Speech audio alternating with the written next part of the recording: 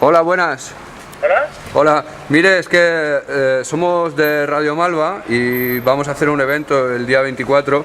¿Qué opina de las radios libres? Pues me gustan mucho, sí, sí.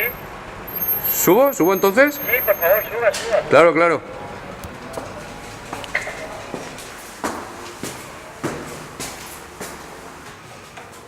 Hola, hola, buenas tardes.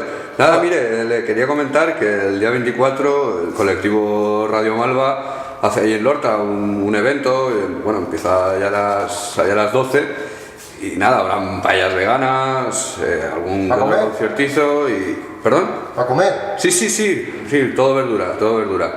Y nada, habrá una expo de carteles y habrá emisión en directo para que el que todo quiera participar. Muy bien, ¿y a qué hora será eso? Pues a partir de las 12.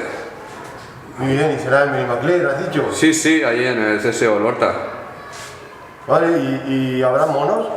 Pues en un principio no tenemos ningún problema con los monos, así que nada, si usted y su familia y sus allegados quieren pasarse, pues adelante. Estupendo, pues nada, ahí estaremos todos los monos ahí bailando y saltando. Muy bien, bueno, pues nada, buenas tardes. Buenas tardes, adiós, Hola. adiós. Monos.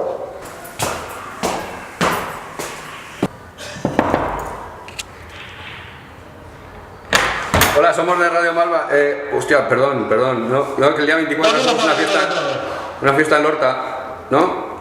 Pero, ¿le interesa venir? ¿Habrán paellas veganas y...? Sí, Vale. de acuerdo. Buenas tardes. Hola. Buenas tardes.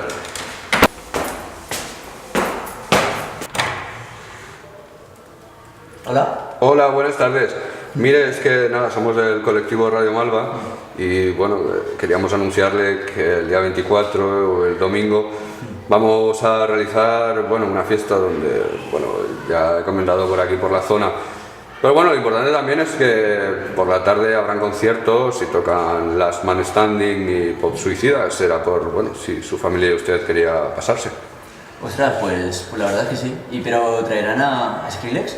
No, la verdad es que es complicado. Son muy fans ustedes, los lobos de... Bastante, sobre todo en luna llena. De acuerdo. Bueno, pues yo creo que Pop Suicidas y Las Man Standing Ah, les está guay, agradará. ¿no? Sí. Muy bien, pues nada, era eso. Muchas gracias.